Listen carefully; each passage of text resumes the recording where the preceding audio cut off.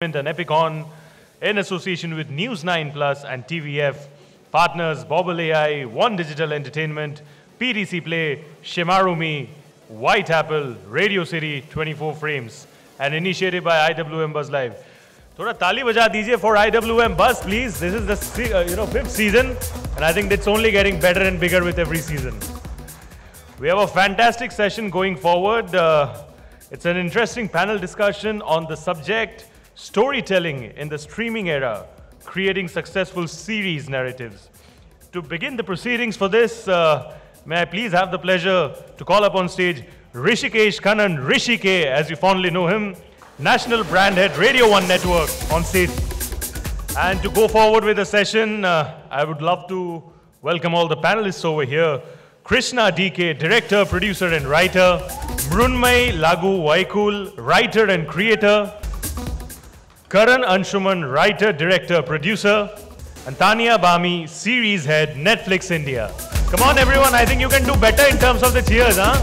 Wonderful, Hrishi sir, the stage is all yours. Guys, these are really the finest creators in our country. And is that all you can do for them? A big round of applause, please. It's very rare to find them on the same platform and to pick their brains. And today is one of those rare days. Thank you, everybody. Thank you, IWMBuzz, for inviting us. And I hope you've been having a good festival, and this can be the continuation to that, to the India Web Fest. How many of you have seen Guns and Gulabs? Fantastic. I like that. For those of you who haven't seen it, you're living under a rock, please go and watch it. It is terrific. It's total paisa vasool. Remember to find me on social media and thank me later on for giving you this advice. Well, one of the reasons, or the primary reason why Guns and Gulabs is something I advocate is because Raj and DK, the director duo, are in terrific form. I'm very pleased to have DK here. Now, DK, everybody talks about the wit in your work. But my question is, what do you work harder at, humor or suspense? What do you work harder at, humor or suspense? What takes more time achieving, humor or suspense? Well, no, good question. Hello, everybody. I think humor is something that kind of comes naturally, organically. It seeps into our stories just by virtue of how we are telling it. So creating the suspense or creating a plot and creating the characters, creating the characters is what takes the maximum amount of time, and to some extent the plot. And afterwards, once that is, I think humor, naturally we try to infuse a certain kind of an organic, realistic, slice of life kind of a thing in everything we do. And a lot of times it just happens by putting the wrong people in the wrong place. And comedy naturally happens. Now, obviously, the other aspect, one is the work that you put into the humor or the suspense. The other is using the two aspects, bringing them together to make for a compelling narrative, which in itself is very unique to your work. Talk to me about that. Well, so even from our first film, I think Raj and I, we've tended to kind of look at the lighter side of things.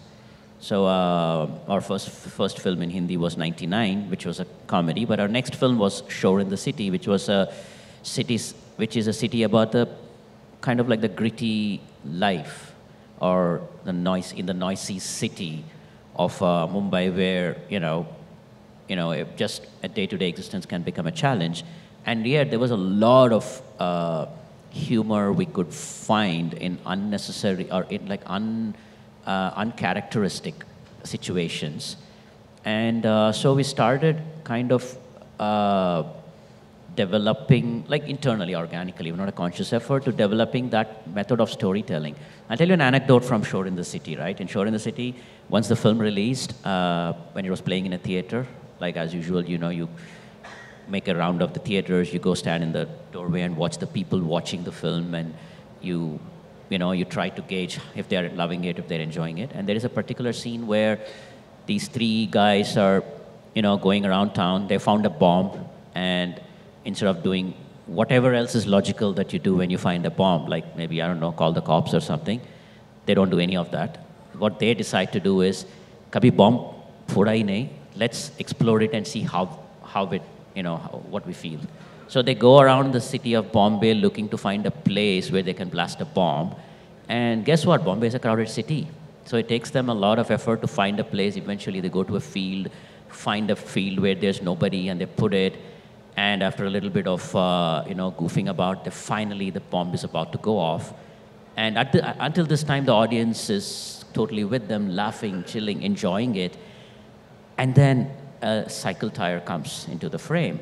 And you realize there's a kid in the field who's just pushed a cycle tire, and it's just a few meters away from the bomb. He comes running to the bomb. So the entire theater went boom, like everybody just had this little nervous thing on their face about this. So that's when it kind of taught me a little learning at that time, that you could take the audience through, you could be making them laugh, and in a matter of seconds, change their mind like that. And nothing's more effective than that. I mean, if you're used to being sad, it takes a lot of sadness to make you sad. But if you're laughing, all it needs is one blow, and it'll bring you down like that. And so that kind of became like a thing we tend to do, like even in a horror comedy. Like, it's horror in a moment, and a few seconds later it can turn into a comedy, and you're relieved and you're laughing. It's the third time I'm meeting him this week for conversations about Guns and Gulab, and he never ceases to amaze me, simply because he's such a wonderful storyteller. You know that with DK you can ask X and you will get X plus Y. A wonderful nugget there thrown in. I wonder if any of you, or all of you, and I hope most of you, saw Scoop on Netflix. Can we have a show of hands? Alec, yes, I'm so happy you did. Wonderful. Lots of you. I thought it was really genre-defining, very path-breaking. And Mrunmayee Lagoo Waikul, who's here, is the co-writer and creator of that particular series. And you could almost call it the complete antithesis of what DK was just talking about here. It is a real story based on real people. I mean, this was about the J-Day murder. This was about Jigna, who was a journalist who lived through that entire time. And that is one of the most difficult things to do. Because unlike a Pana Tipku or a Atmaram who exist in Guns and Gulabs, these are characters that you can hold the maker accountable for or to and say, hey, she's like this or he's like that. So my logical question is, Scoop being inspired by a real person, that's tricky. What are the elements that you've got to be very, very mindful of while writing from real to real, Mrunmayee? Hi, everyone. I think it's largely to do with the essence of what each character or each real person is. What was their role in the narrative in life, and what kind of a person are they truly. That, I think, becomes the basis from which you then take off, because we are at the end of the day creating something for consumption, for entertainment, irrespective of whether it's based on something true. So while keeping the essence, being honest to the source material in that sense, we kind of have to lift up from the page, and try and explore as far as possible from those people, from that time. So for instance, if a certain incident has happened in a certain way, while keeping the gist of it, you move it around to wherever it fits better or gets more engagement better. So that's how we looked at it. Excellent. To me, what Tanya at Netflix represents is, before I even get to her job, which she's representing here, is really one of the superwomen of India. I mean, not only is she a mother of two, and we all know how difficult it is to parent in this day and age. She's got her mind focused on her work, and most importantly, I think she's one of the most open people in the media. I mean, take it from me as a journalist, sometimes I've said unkind things to her about shows that I haven't liked, and she's been extremely sporting. And she'll always come back and say, hey, you didn't tell me what you thought of that. And I think that, to me, is the quality of a fantastic studio executive, leader, content person, because they can be objective, yet passionate about what they're doing. So now that I've said all those wonderful things about you, let's get down to business. You know, you've said this to me before, but I want you to explain this. Identifying stories that resonate with India, with Indian audiences, and at the same time, aligning with Netflix's universal appeal. Those are really one of those, the go-to things that were told to you when you came onto this job. Explain that. I was wondering why you're being so nice to me. The question explains it. Thanks, Hrishikesh. Hi, everyone. I think what those two things mean to us as the team of Netflix India are actually not very different from each other. I think, it's really about having a ear to the ground, being intentional really about winning in India, which definitely means knowing what the audience wants, really, working very intentionally to sort of provide a diverse variety of ideas, stories, formats to our audience. At the same time, sort of really bringing the appeal of Netflix, which is distinctive stories, well-crafted narratives, high quality. And I think that's really what we see resonating. And I mean, 3 of our super successful shows from amongst the many in the slate, are represented here by these fabulous creators. And if you look at them, each of them are just organically Indian stories. None of them feel like they have a Western lens, but yet they feel like at par with any of our international productions. So I think it's really about gauging the audience appeal, knowing what's really going to help us win India, which is really what we are very intentional about, and yet create stories that are memorable, characters like Pana Tipu or like Jagruti, who sort of stay with you, their stories stay with you. So I think it's two sides of the same coin, just bringing together the best of what we offer as India and what we offer as Netflix at a certain quality and appeal. Guys, pardon me for doing this, but I am going to keep involving you, right? Otherwise, then it just becomes about the 5 of us on stage and our own exclusive club. You're such an important part of this discussion. I wonder if, again, how many of you have seen a series called Kohra? Wow, I'm so happy. All my favorites are your favorites. Now, just going by what she was talking about, for those of you who haven't seen it, I'll just give you a context. It's basically has 2 really, really phenomenal actors. One is an actor from the Punjab called Suvinder Vicky, and the other is played by the popular television star Barun Sobti. And they're basically 2 cops on a beat. And a murder happens in rural Punjab. 90% of the conversation is Punjabi. The characters are all from rural Punjab. Somebody like me, for example, a South Indian who lives in Bombay and who works in the media. Yeah, I mean, sure, all of us have Punjabi friends, we have Sardar friends, but the deep level at which it resonated with me, Kohra as a series, just proves what she's talking about, which is you can take a story which is so deep-rooted in one farthest corner of India, and yet it might resonate as far as Colombia or the west of India. And I think that's the beauty of what Netflix has managed to achieve with not just OTT series, but also the movies that they're creating. So on that note, please go back tonight, watch Kohra. If you have an early morning, it's going to be difficult, because it's going to be really difficult for you not to watch the whole series. That's really one of my, along with Guns and Gulabs and Scoop, and of course Rana Naidu is my top 5 of the year.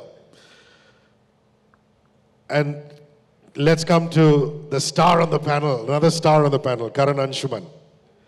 I love his writing. In fact, I was telling him that he should write more books because apart from being a really fine writer, screenplay writer, he also writes novels. And there are very few people who have mastery over the novel form who are also writing conventional movies and OTT shows.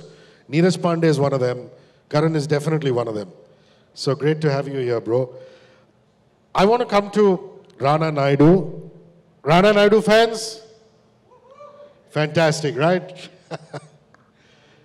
You know, I find it fascinating that you had the whole Hyderabadi royalty, other than Raj and DK, who are also Hyderabadi royalty, but Telugu royalty. Telugu royalty, they're bad. And wonderful, I mean, wonderful to see Rana, Venkatesh Garu, all these people who are mainstream superstars. You actually built a beautiful crossover product, man. And what really was the secret of doing that? Or how did you manage to pull that off? I don't know, yeah, like for me, the OTT has just been such a great sandbox to play in. So, you know, starting from Inside Edge to something like Mirzapur to Rana Naidu, it's just creating all these different worlds is so much fun. And every time I just set up for a new challenge. And I think bringing this crossover element, as you call it, I mean, I guess all of us, because we are in the game, we sort of saw this trend coming of, you know, stars from the Telugu industry or the Tamil industry sort of becoming very big, mainstream, pan-India, quite early on. And that was a big decision, you know, big part of the decision in terms of why we wanted to do this, I guess. Looking back, I think we really set ourselves up for a big challenge, Netflix, you know, all of us, because there is a very different world that they are coming from and where we are coming from. Just the discipline of how they make movies and how we make movies is so interesting and different. And to explore that and to capture that was because at the end of the day, the source material we were working with was about a family that's completely displaced and dysfunctional because of this displacement. So beautifully dysfunctional. Yeah, and so it just sort of fit in, and we were really thrilled to have these massive names come in because it just gave the show so much more to work with. And yeah, it was just... And all exciting guys, like Rana himself is, you know, such a filmmaker if you look at it. I mean, he's dabbled in graphics, he's a producer, he's created content on his own, he's now an actor, and the family that, you know, Venkatesh Garu and him belong to, you know, it's almost as though filmmaking or cinema or, you know, content is in their bones, isn't it? Absolutely, they're like it's almost like they're a cornerstone of you know, the history of cinema and stuff, like that family, and you know what they come with. And Rana is extremely sharp. He's like Shah Rukh Khan level sharp, and when it comes to his understanding of films and businesses and things. So, and Venkatesh, on the other hand, is the most simple, easygoing soul you will ever meet, who's just. He's almost like he doesn't want any of this, and he's still, you know, just he becomes like one phenomenon when he's in front of the camera. So it was fascinating to work with these guys. Yeah. You know, DK, the fact that music is such an important part of Guns and Gulabs, and it's always there, even when it's not there, it's there because your lead character, which is Dulquer Salmaan, drives in. Listening to some classic tunes. There's some Kumar Sanu in there actually. Rajkumar's character sings out one of those popular tunes. Dulquer again talks about his dislike for Chankar beats. But all of this was so prevalent in year 1990. Let's say 89, 90, 91. The era or the few years that you set Guns and Gulabs in. Talk about that. I mean, that must have been so interesting to develop. Yeah, no, I mean, music is an intrinsic part, I think, of that era. I mean, any era for that matter, but the music of that era, like this is the era that say when all of us were growing up. Like when I say all of us, me, Raj, and Suman, we were growing up and we were in high school, and you know, and there are songs we were listening to, and you know, if you're cool enough, you're listening to some English songs. You know, the more popular ones, everybody listened to Michael Jackson. In the smallest of towns, everybody knew Michael Jackson. Bryan Adams and, you know, Foreigner. These were the songs, like the love songs. These were the songs we were listening to. And of course, Hindi songs were a huge integral part of our life.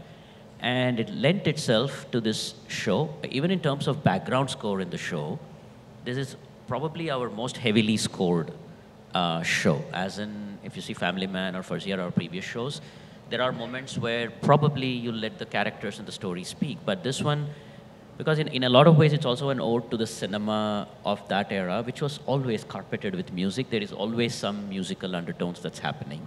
And so we had a lot of fun scoring the music for this film. And this music also has a certain kind of a larger-than-life feel. I mean, it has a retro feel, but the idea was to say contemporary retro, not do old school music as far as the scoring goes. So we went crazy with the music. I mean, like when somebody kills somebody, the music goes da-da-da, and it goes so loud. I mean, that's not something we'd probably have done like in any other show, but the show was a very natural fit for it. And I mean, yeah, we had a lot of fun curating all these songs. And in fact, I wish we had even more songs that we could have put in. But you know, at a certain point, there are every song it's painful to get, you know, licensing issues and costs and everything. So we managed to get what we could get. Well, I'm not going to spoil it for you, all of you who haven't seen it. There's also some definitive English hits of the era. So, you know, fans of romantic pop ballads of that era, you're going to love it, yeah? Tanya, what a year it's been for Netflix, 2023. There was a phase when we were coming out of the pandemic saying, oh my God, we loved OTT. It was a byline for us through this entire phase. Now that people are going to go back throng into the theaters, what's going to happen? I don't think you guys ever worried about that. You just kept your focus on the ball, on the pitch, and just kept putting out great shows. Are you allowed to pat yourself on the back? Back-to-back successful series in 2023. How do you look back? And is there really a secret sauce? Are we allowed to pat our backs? I really hope so. I mean, we have a fab team who's working super hard. This hasn't emerged out of a secret sauce, I think. It's emerged out of, I think, a great amount of intentionality and a very sharp focus on becoming a definitive and winning service in India. You know, we're really like the go-to platform for the best series, films, non-fiction, all of it. And I think what's amazing is that over the last, I would say, close to 2 years, there's been a steady sort of outflow of, you know, one title after another in different formats, which people have connected to, people have loved. So I think, you know, what's behind it, I think, is a very thought through, a very sort of focused approach towards really picking the best stories from India, working with some of the finest creators, so many of them here already, working with so many more who have such a distinct story to tell, such a distinct voice. And I think eventually it comes down to the story and how it connects. And I feel that a story with a deep emotion, a story that makes you feel anything, whether it is, you know, laughter, tears, anger, thrill, that's a story that stays with you. And I would say that's a story that belongs on Netflix. And I think just the way we're putting the various shows together, and this year, thankfully, has been amazing to us. We were very trained on 2023. It was the year that we, you know, we knew we will win. It started on such a high with Trial by Fire, just getting love, so much love from all across the world. It was I mean, we knew it's a special show, but the amount of recognition and love that it got to Class, which, you know, we had really sort of worked on, and it's become definitive. The cast has become, you know, it's a 11-member cast of all new faces, and they are currently the faces of many, many big international brands. And, you know, so we're proud of that. Rana was a smash hit. as we plastered all over town. Guns now is, really like a super hit entertainer, as the fans are calling them. Scoop was a moving and meaningful story. Kora, Veerappan, I can go on. This is what I do every day. Focus on telling the best stories and really ensuring that our members and our audience are actually finding something to watch every single night on Netflix, so that every night is a Netflix night. So, sorry, I'm a bit of an OTT fiend, because when I'm not working, I'm just watching shows. I sleep very little. I watch a lot of OTT. And I always feel that if something good is happening with you, you must share it with others. Yeah? She mentioned the documentary format. You guys must go see Hunt for Veerappan. I don't know if you've seen the Burari murders, because that's been on the service for a while. But if you're a fan of the documentary format, Hunt for Veerappan is just it. Especially all of you who have relatives or who grew up down south, because Veerappan was really the urban legend and the myth, wasn't it? For anybody who grew up in Karnataka or Kerala or Tamil Nadu in particular. And this particular documentary is directed by Selvamani Selvaraj, and it will really blow your mind. So, yeah, the Burari murders, Hunt for Veerappan, all great choices if you're into documentaries. I can add to that list. Sorry? I can add to that list. Yeah. No, there's the Indian Predator series, and there's Mumbai Mafia. Yep. All of these have done extremely well. It's the documentary genre is actually something that we were the front runners in nurturing. And it's, come to the Hunt of Veerappan, which is really topping the charts. People are loving it. They're calling it, they can't believe that it's a documentary. It's as powerful as any fiction piece. True. Mrunmayee, this is a pure writer's question to you, the writer. This is not just based on real life people and incidents. There's also a book written on it. Jigna's book. And obviously all of that was source material for you. What was the biggest challenge while writing the script for Scoop? I don't know whether this was the biggest challenge, but since there was a book, we were able to see the world from the word go, right? We were able to get a deeper insight into the world that she lived in, the newsrooms, the jails, the way the cops work, all of that. We were able to get insights into all of this because of the book. Now, the challenging part of it was to find the sharpest story from that, because it was her account of what she went through. And we had to make it into a story which had a beginning, middle, and an end. Because for her, it was the one thing that she lived which was defining for her. We had to find a story that will relate to everybody. And then the decision was to then go beyond the book. And we had to figure how much more beyond. Like, we still have to stay true to the book, but we still have to figure out a whole story out of this. So that was mostly the challenge. But I think we just went with doing a whole lot of research on it, going and speaking to people who were connected, people who weren't connected, people who could have had a take. Since it was a fairly recent incident, like 2011, there were a lot of us who were there in Bombay when it happened. And it did play very much on everyone's minds. It was a fairly big thing for a journalist to have been shot dead in broad daylight at that time. So we had enough and more people that we could speak to and get perspectives of what that was like. So I think the challenge then became about weaving all of that together, while also trying to say what we wanted to say through the series without actually just saying it. And hopefully that is something the audience would glean from it, without us being very, very this is what we are now going to tell through this show. So yeah, the challenge was to stay true to that, find a story, make something, say our bit of why the story is so important for us to tell. And at the end of the day, hope that it's engaging enough to be binged as well. So yeah, these. That's very well answered. Okay, I have a huge monster clock here that tells me we've got about 2 minutes to go. So I think this is going to be the last question. Well, Karan, I did check with the team at Netflix, so I can make it official now. There will be a Rana Naidu season 2. Many congratulations. Thanks. I have no other information to give the audience. No release date, no month, nothing. Karan is going, shit, nobody told me. Yeah. So my question is this. So you make it to the Netflix Global Top 10. That's fantastic. I didn't know that. Rana Naidu made it to the Netflix Global Top 10. And here you are, Series 2, Season 2.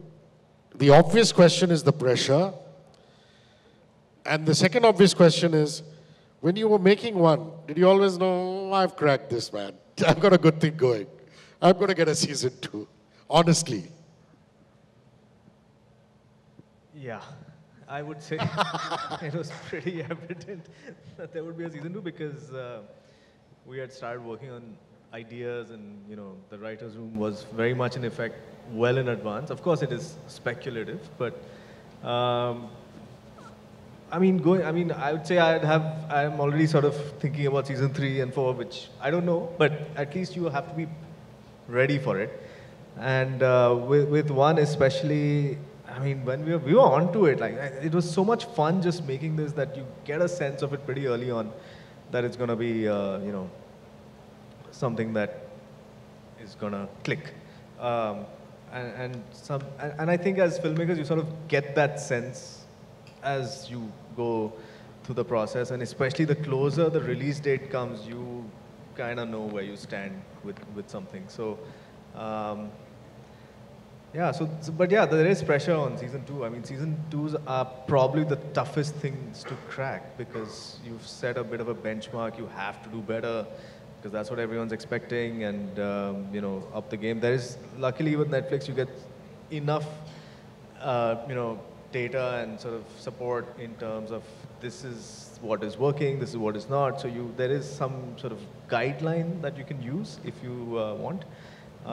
That helps. But also these are things that I would think come quite instinctively to writers and filmmakers. So when you sort of put it together, what are the things that you can fix. So usually I think data and instinct are pretty aligned on a bunch of things. So there are some really interesting bits of data that also come through which you would never imagine. Like, we did enjoy this person having sex on screen and things, so which is very interesting. So yeah, there is pressure, but there's more to work with. There's a very interesting thing Ted said, which is so in sync with what he's saying. It's a really nice anecdote. He says when evaluating content or stories, it's gut, data, gut. Ladies and gentlemen, thank you for being such a patient, wonderful audience.